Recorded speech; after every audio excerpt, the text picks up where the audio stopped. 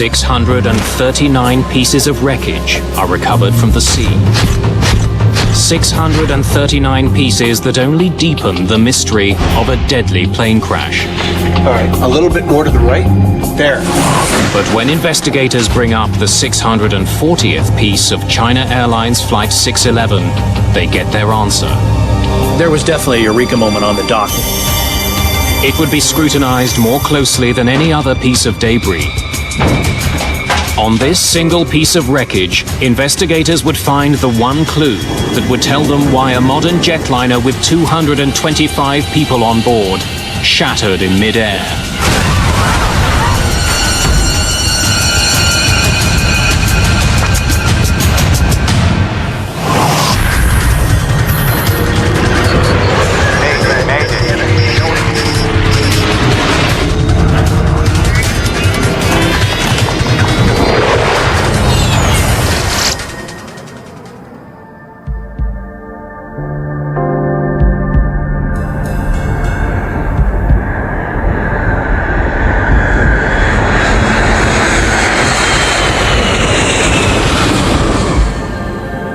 Feet. Speed is low, sir. Watch it. Did you feel that?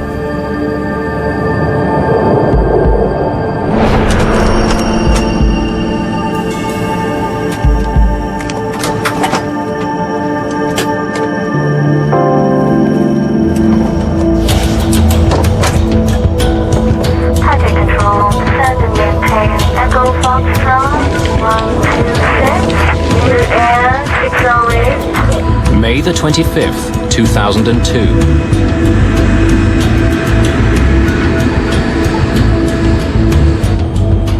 Gears up. A China Airlines 747 lifts off from Taiwan's capital, Taipei.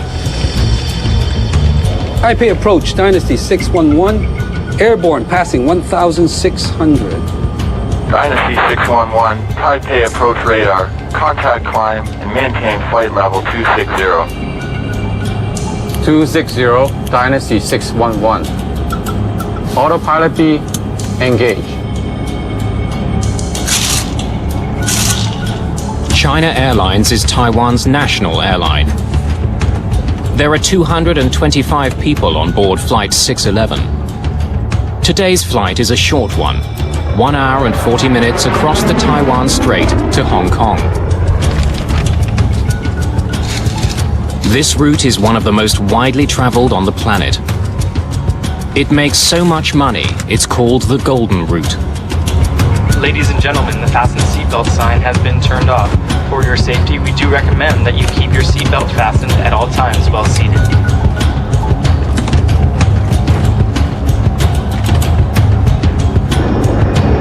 Minutes after taking off, Flight 611 climbs steadily above the Taiwan Strait. The plane's autopilot controls the ascent. And then, 20 minutes after taking off, at an altitude of almost 35,000 feet,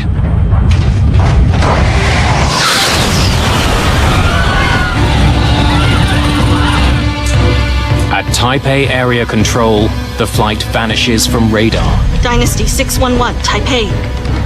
Dynasty 611, Taipei. I've got a plane off radar. China Airlines 611. Its last known return was east 119.67, north 23.98. Taiwanese authorities quickly launch one of the largest rescue missions in that country's aviation history. 本时段备勤同仁，请立即至值班室集合。科研麻，你帮我。海顺动幺，高架的方动幺，听到请回答。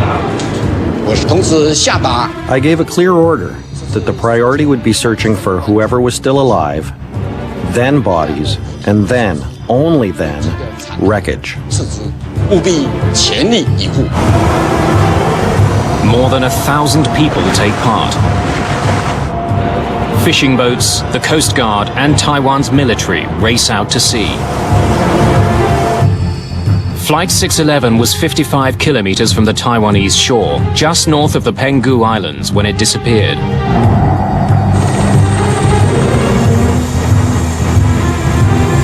Rescuers find debris floating in the Taiwan Strait.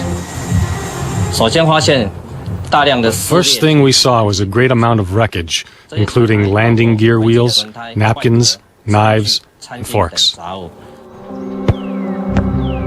Wreckage from the plane is spread far and wide. Some items are found on land more than 100 kilometers away in central Taiwan. As the rescue effort continues, Taiwan's Aviation Safety Council begins its investigation into the crash of the 22-year-old plane. 747-200 delivered August 2nd, 1979. Kay Young is the managing director of the ASC. He'll be leading the investigation. We're setting up a command post in澎湖Island. Let's go. China Airlines have had very poor safety record. As a matter of fact, it was considered one of the worst in the world. Typically, it had like one major accident every 4 years. This particular investigation was by far the most difficult one. And one of the reasons why was it's in the ocean floor. The search for survivors goes on around the clock.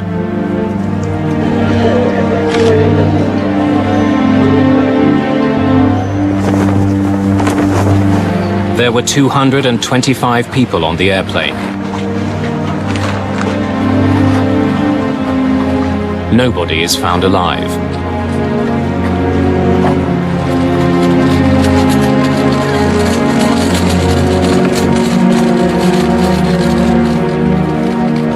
The bodies are taken to the Penghu Islands to be identified and examined.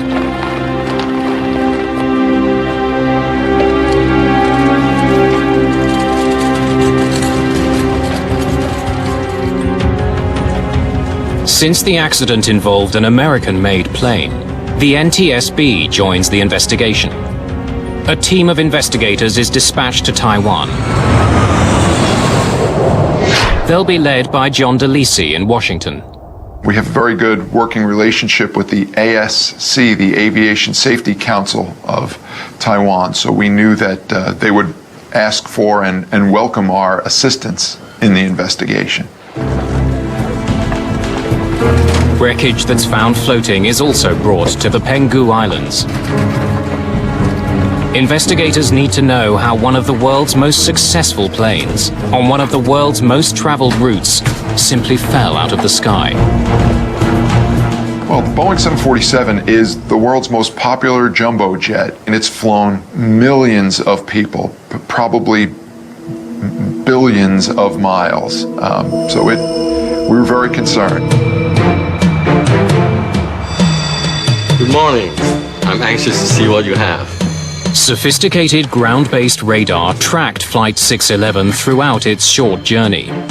It should provide investigators with a much clearer picture of the flight than the radar at air traffic control. Kay Young gets the first major clue in this case. The radar tracked the plane as it climbed on course to 35,000 feet. Then suddenly, Flight 611's signal split apart. The breakup is quite graphic. Right when the event happened, it appeared as if there were 3 or 4 sizable pieces of wreckage that were getting radar returns, that then began to drift and scatter as they fell to the earth. So that told us that the airplane broke up in flight.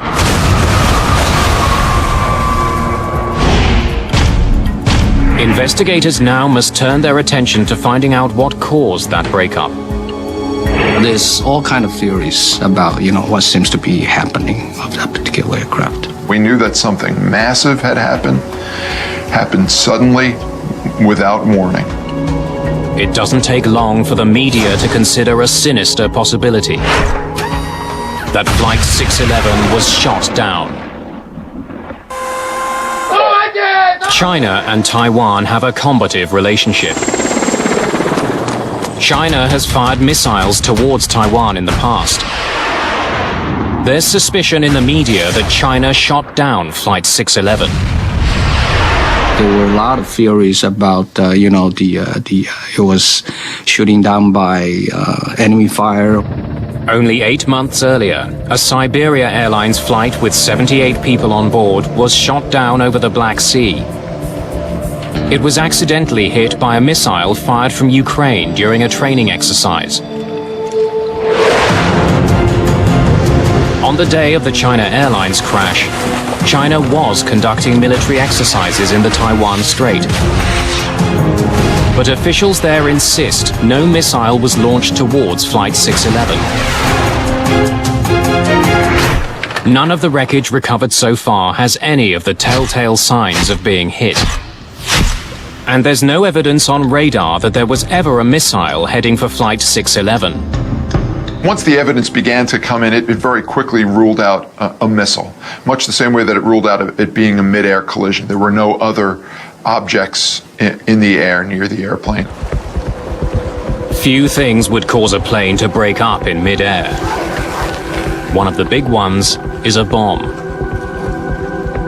Medical examiners check the bodies that have been recovered for burn marks and shrapnel.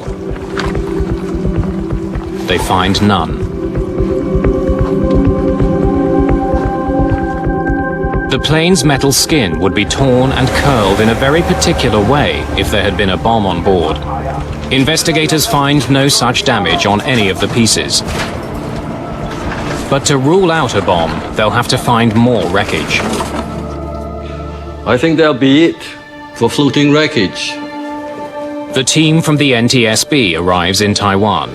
Morning, I'm Clint Crookshanks from the NTSB. Hello. Good to see you, gentlemen. I'm afraid we still don't have much. Clint Crookshanks is a structural engineer who knows the 747 intimately. I didn't have any preconceived notions. This was my first major accident working for the NTSB. We are not getting much from the floating debris. In-flight breakout. That's all we know. Taiwan's Civil Aeronautics Authority doesn't take any chances. They ground all of China Airlines 747-200 series planes until they can be inspected for mechanical flaws. This puts added pressure on investigators to find out what happened. Thank you for bringing these. To the NTSB, this accident seems to have a lot in common with one of the world's most studied plane crashes. That of TWA Flight 800, 6 years earlier. Like the China Airlines flight, it broke into pieces while still climbing. That plane crashed into the Atlantic shortly after taking off from New York. TWA Flight 800 was the biggest investigation the NTSB has ever done. It lasted about 4 years. The painstaking investigation uncovered a design flaw with the 747. Wiring near one of the plane's fuel tanks could spark and ignite the fuel in the tank. Investigators conclude that's what likely caused the crash. Investigators are struck by similarities between the two flights. Both were 747s. Both disintegrated without warning while still climbing. Both flights took off in very hot weather. The heat may have caused Flight 800 to explode. That plane sat on the tarmac with its air conditioning running. Investigators believe hot air from the air conditioner overheated the plane's fuel. The early evidence is pointing to a repeat of TWA Flight 800. So it looks really very, very similar. So therefore, our immediate focus was essentially the central fuel tank.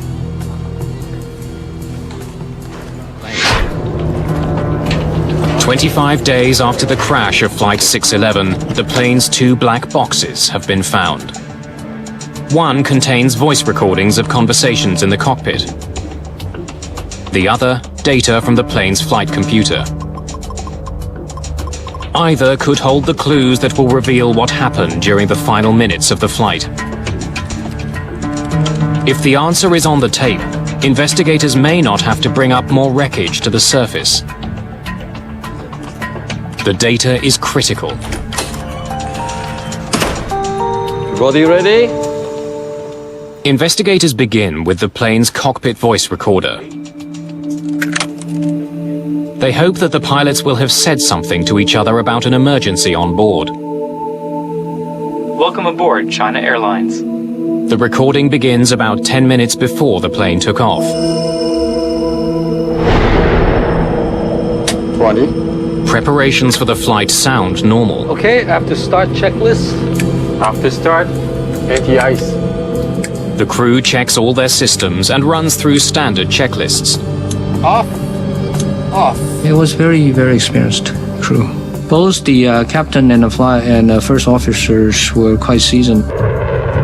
Dynasty 611, runway 06, wind 050 at 9 are cleared for takeoff. Clear for takeoff, Dynasty 611. Takeoff.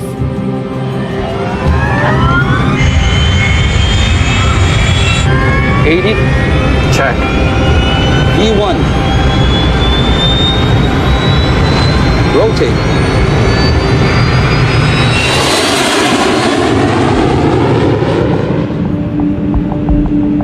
Flap 5. 1 green. Okay, flap up. Investigators listen to more than conversations.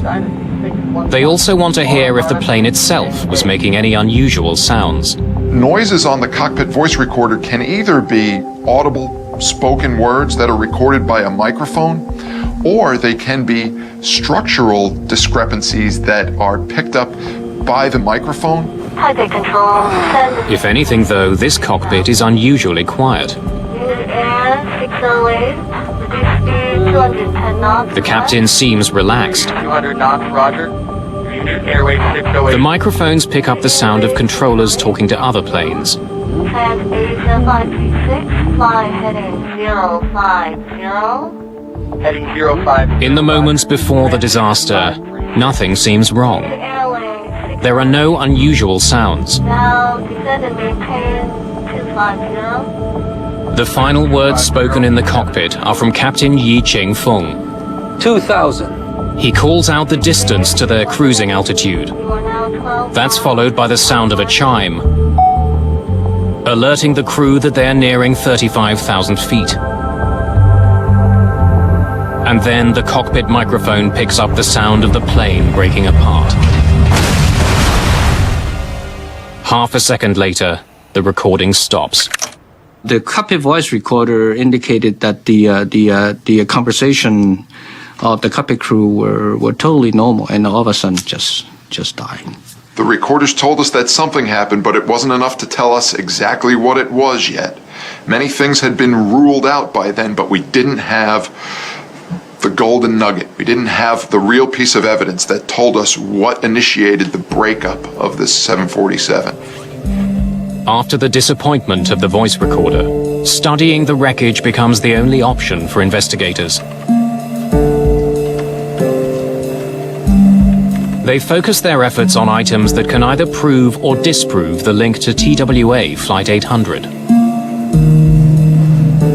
So we play a lot of focus on the wreckage observation and examination of the central fuel tank.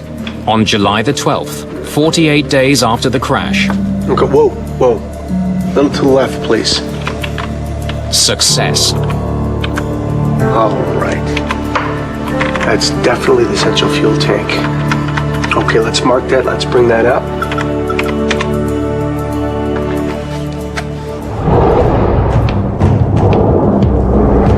The tank joins the sea of wreckage piling up at the pier. Investigators study it closely for any evidence that it exploded. If it did explode like the TWA tank, it would be curled and twisted. And the metal would be bent outwards. But this fuel tank is different. And we found the central fuel tank was relatively intact. And it's crumpled inwards. Unlike the tank from the TWA flight, there's no soot. There would be if the jet fuel inside had ignited. So at that time, we pretty much ruled out it was the cause of the snare fuel tank. The wreckage recovered so far has also forced investigators to abandon another theory, that a bomb brought down the plane. None of the wreckage showed any evidence of sooting, any kind of explosive damage. The China Airlines crash was neither a repeat of TWA Flight 800, nor a deliberate bombing. Investigators are running out of leads. As more wreckage is identified and recovered, investigators find an intriguing clue. It's discovered when they examine a series of small vents from Flight 611. All commercial jetliners have dozens of these vents near the floor. They're essentially pressure release valves. They're called dado panels, and there's only one reason for them to open. If the cargo area underneath the passengers were to suddenly decompress, the pressurized air above would exert so much force on the floor that it could collapse and damage vital flight controls. That's precisely what happened to a Turkish Airlines flight in 1974. The pilots couldn't control their plane after their cargo door blew out.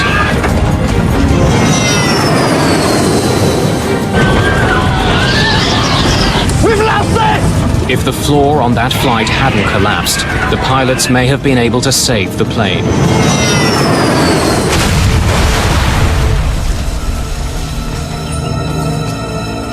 After that accident, the NTSB recommended that manufacturers install many more relief vents between a passenger plane's upper and lower levels. If there is decompression in the cargo area, the dado panels open automatically and release the pressure on the floor. There were 65 dado panels on the China Airlines flight. 19 of them were recovered from the ocean. 4 recovered panels were in the open position. It tells investigators that there must have been a sudden loss of pressure beneath the passenger cabin. But it doesn't tell them what caused it. The dado panels lead investigators closer to solving the mystery of this crash. But it's just a small piece of a much bigger puzzle. There are hundreds of pieces of wreckage to be examined for clues. Kay Young now wonders if a few of those pieces might be able to tell him where the decompression originated. I've been reading about the trajectory analysis you did on Flight 800. I'd like to try it. Ballistic trajectory analysis is a technique that US investigators used to figure out how TWA Flight 800 disintegrated. It's impossible to do without specialized computers. We figure that because it disintegrated in the midair, the ballistic analysis from which the NTSB did in TWA 800 could be very, very useful to us to help us to analyze the trajectory of the flying debris.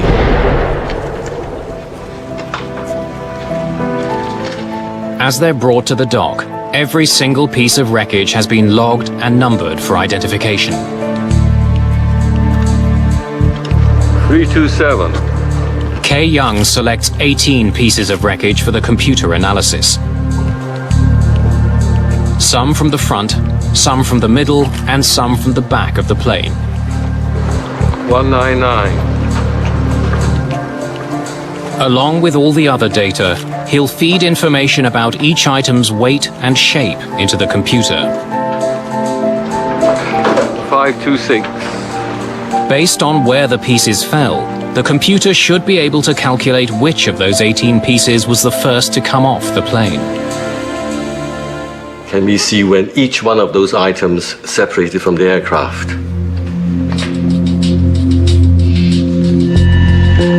All of the data paints a telling picture of what happened at 35,000 feet. Kay Young gets to see how Flight 611 broke up, from beginning to end. The tail came off first. Along with the dado panels, it's a very important clue. Well, that pretty much indicating that there's something happened in the back of the aircraft, rather than something happened in the forward part. Investigators are now keen to recover items from the rear of the plane.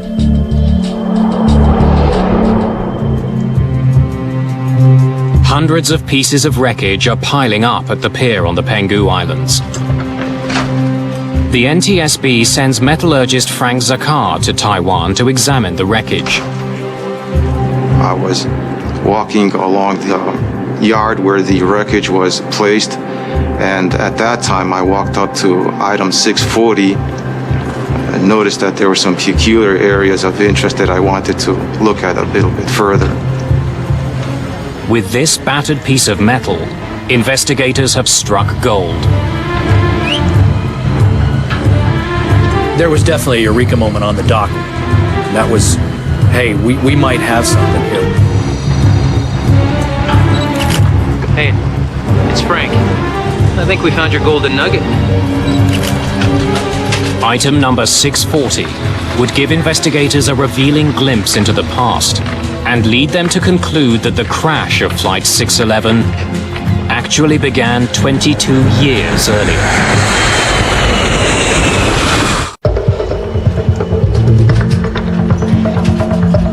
Let's get as many pictures as we can. The massive piece of fuselage that has caught Frank Zakar's attention is exactly what investigators have been searching for. It includes a piece of the belly, the sidewall, and the rear cargo door. It's from the back of the plane, precisely where the analysis told them the breakup had begun. This piece of wreckage was highly unusual. It wasn't what we were seeing on all the other pieces, and it immediately drew our attention and drew the focus of the investigation. The way most of the metal is torn suggests it ripped apart violently in mid-air. Aerodynamically, as an airplane's moving through the air, if it were to break apart, just the force of the incoming air at over 500 miles per hour will just break up perfectly good structure. That's what we call an overload fracture. So most of the pieces that came up early were just indicative of that kind of overload. When metal breaks due to overload or overstress, it comes apart at an angle. But the fractured edges of piece number 640 aren't angled, they're flat. What do you think? It's definitely not overstress. It's metal fatigue. Fatigue fractures happen when metal is stressed repeatedly over time until it breaks. It looks very different from a stress fracture. Typically, a metal fatigue crack will have a flat appearance. It'll be very smooth. That's exactly the kind of crack that investigators observe on piece number 640. That tells them it didn't break off the plane suddenly as it fell from the sky. This piece separated from the plane over time. Had it caused the deaths of 225 people? There was much more work that needed to be done. A detailed analysis of the piece had to be done in order to see if this in fact was the smoking gun. There's something else about this piece that stands out. It has a metal patch on it. It's called a doubler plate. It's the equivalent of a patch on a punctured tire.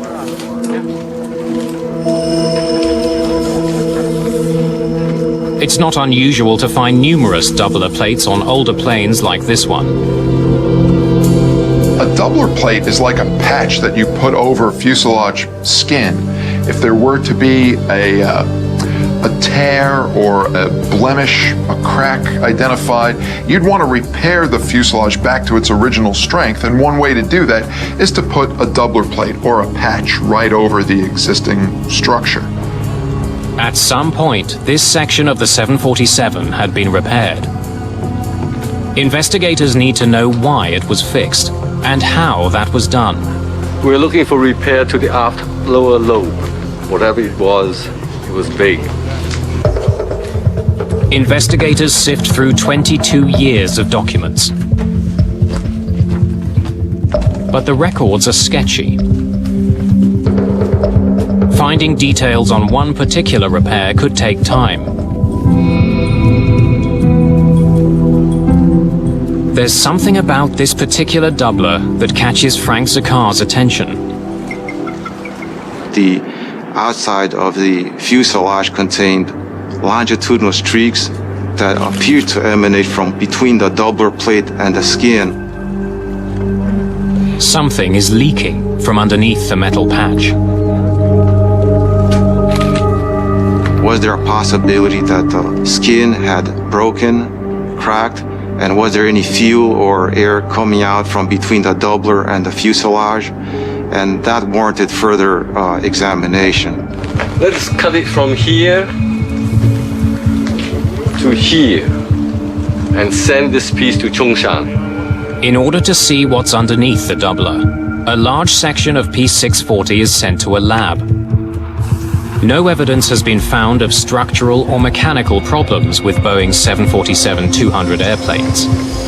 Taiwanese aviation officials have no reason to keep the planes on the ground. The Chongshan Institute of Science and Technology is a military research facility. It's at the forefront of Taiwan's space program.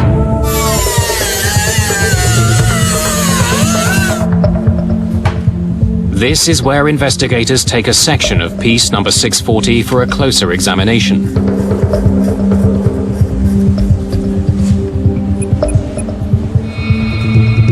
The NTSB's Frank Zakar finds a telling clue on the crack itself.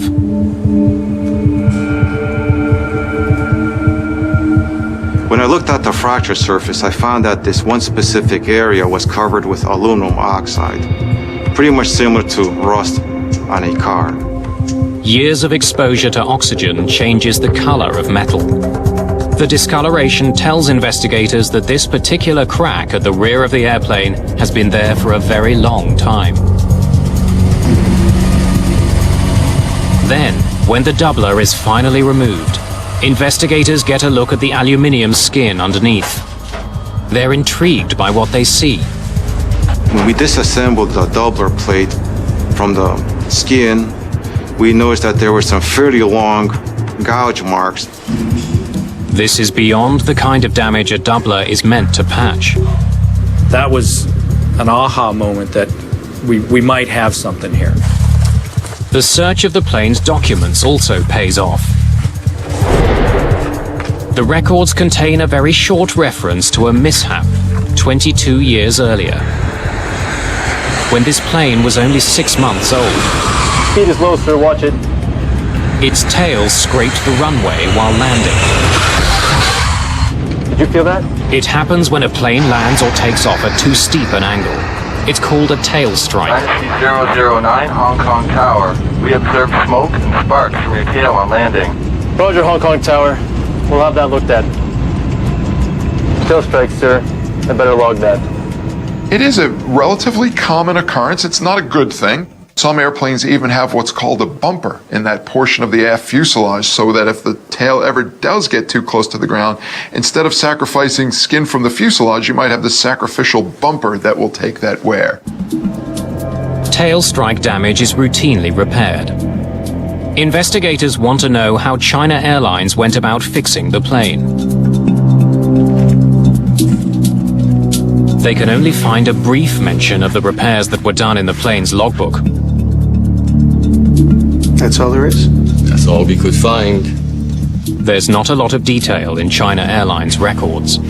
China Airlines indicating they could not find any of those documents. And when we start looking for it, we could not find any. And they said they probably got lost.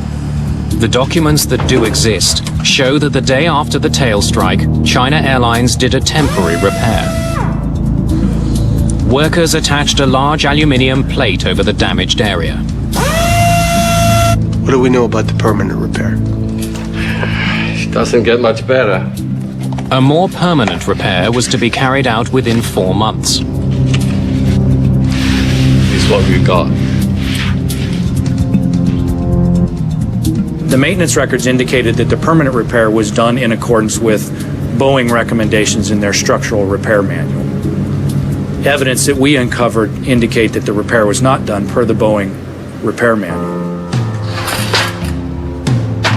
According to the manual, many of the scratches on the plane were too deep to be repaired. The entire damaged section should have been cut out and replaced. You have to follow certain procedures, and the Boeing structural repair manual indicating very clearly what you should do, step by step. 22 years later, investigators can tell that for some reason the damaged piece was not replaced. The scratches from the tail strike are still there. China Airlines engineers tell investigators that the scratched area was too large to cut out, so they sanded the scratches down instead. In the event of scratching, it depends on how deep the scratches are. If they're not very deep, they can be blended out. But if the scratches are too deep, the repair technique that's called for is to actually cut out all of the scratched material and then design a doubler patch that's larger by a big percentage of the structure that was originally removed. The scratches weren't sanded down or cut out. They're still there. Maintenance workers then made one final mistake. They put the doubler plate right over the scratched material. The doubler plate that they put on was not 30% larger than the affected area. In fact, it was barely, maybe not even in certain locations, larger than the area that was scratched. Even though the repair wasn't done according to Boeing's instructions, the way it was logged made it seem like it was. So for 22 years, anyone reading that entry would assume the damaged area had been cut out as it should have been. Pieces were really starting to fall into place now. Once we saw this piece of structure that had the fatigue cracks in it, and we realized that it came from a structural repair that was not done properly, that was left to fly for 20 years. Airborne passing 1,600. Things began to make sense. By covering an improper repair with a doubler, and then documenting the repair as meeting Boeing standards, the workers made their mistake impossible to detect. What was so insidious about this improper repair was that the doubler plate hid all of the damage. So if you weren't there watching them do this repair improperly, you wouldn't know that it was done improperly. You would have assumed that the structure underneath had been cut out the way it was supposed to. And every time the plane took off over the next 20 years, the concealed problem got worse and worse. The air inside a commercial airplane is pressurized. As the plane climbs, air is forced into the cabin to keep the pressure inside the plane greater than the pressure outside. It's like inflating a tire. The inside air pushes against the plane's skin. Each time the airplane pressurizes, pressure builds up inside the fuselage of the airplane. That crack could open up for a certain amount of inches or microns or millimeters. The plane's skin expanded and contracted a little bit every time. Because they weren't properly repaired, the cracks grew and spread. Eventually, the crack grew into a stunning 2.3 meters. If you were charting the crack, you would have seen very slow growth early, but as time went on, the growth was getting bigger and bigger. A small scratch had grown into an enormous problem. Then in May 2002, as Flight 611 climbed, that problem killed 225 people. As the airplane climbed in altitude and the fuselage was pressured, that put enough strain on this growing crack that it reached its critical length. And from there, it just spread like a spider web. It went in all directions, and it probably looped all the way around the fuselage to the point where the entire aft section of the airplane just broke off from the rest of the structure. The plane went into a steep dive. The force of the air on what was left of the plane quickly ripped it to pieces.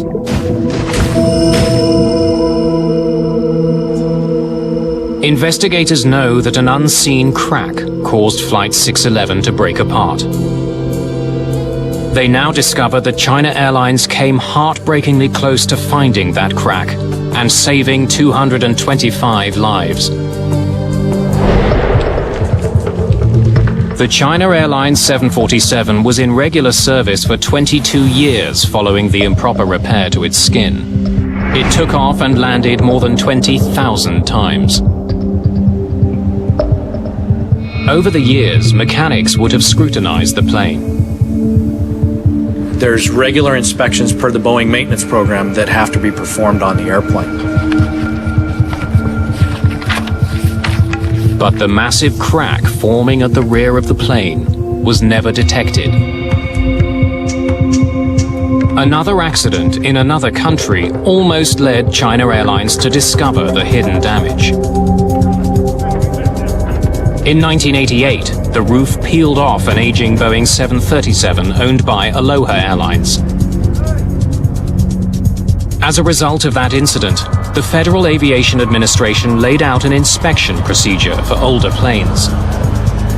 Airlines around the world were forced to inspect their planes much more diligently for corrosion and cracks.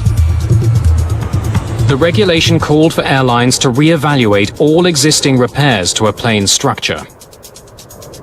Indications on this airplane were that if they had looked at the maintenance records and compared it to the repair, they would have had to remove the repair and redo it. China Airlines took the first steps of the new procedure in 2001, a year before the accident. The airline identified and photographed 31 different doublers on the 747, including the one over the catastrophic crack.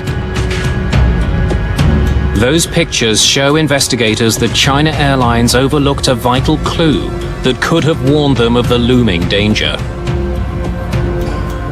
We examined the photographs that China Airlines took of the repair and noticed that there was some issues that may have warranted further investigation. Investigators see a dark brown stain on the outside of the plane. It's the same mysterious staining that led Frank Zakar to suspect there was a hole behind the doubler when he first saw it on the pier. So why hadn't this stain raised alarms before the crash? For years, passengers on China Airlines' doomed 747 were allowed to smoke. They filled the pressurized air with nicotine. The smoke was being forced out through the crack at the rear of the plane. Over time, that smoke left a nicotine stain on the outside of the plane. It was very vivid. Any experienced maintenance engineer be able to spot it right immediately. Smoking hadn't been allowed on China Airlines for 7 years before the crash. It tells investigators that the crack in the plane had been there for at least that long. But instead of investigating the source of the staining, we need to conduct the new inspection when we do our next major check. China Airlines scheduled the second part of the FAA's procedure, a detailed inspection of the repaired areas. And that would be the 7C check, currently scheduled for November the 2nd, 2002. But the 747 never made it to November 2nd, 2002. It came apart over the Taiwan Strait 5 months before the inspection that would have undoubtedly uncovered its hidden flaw. Investigators want to prevent a similar accident from ever happening again. They recommend that aviation agencies around the world immediately inspect repairs for any possible hidden damage. We were no longer going to accept just a quick write-up that the repair was done properly. If the repair didn't have all the necessary documentation to allow us to know it was done properly, we were requiring operators to take doubler plates off and do a visual inspection of the structure underneath. The National Transportation Safety Board issues its own recommendations. The board asks that maintenance personnel be warned of the consequences of hiding the kind of damage that could lead to the structural failure of an airplane. The moral of this story is that the repair has to be done properly. As a mechanic, when you're doing work on an airplane, you're not thinking about the people who might be flying on that fuselage 20 years from now, but their safety depends on you doing the repair properly. China Airlines has revised the way its fleet is inspected and maintained. Its safety record has improved dramatically since the crash of Flight 611. Investigators also proposed the development of new tools that would allow mechanics to detect damage behind a doubler. Such tools are being used today.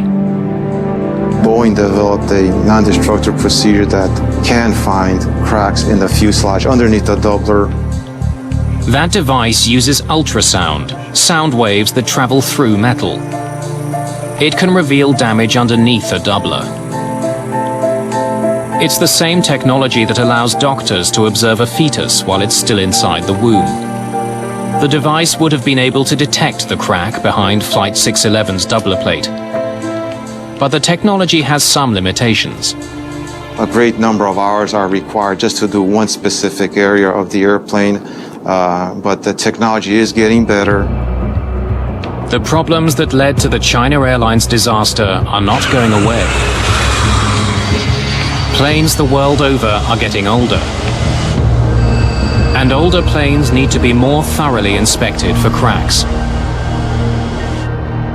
6 years after the China Airlines crash, Southwest Airlines in the United States was hit with a record-breaking fine.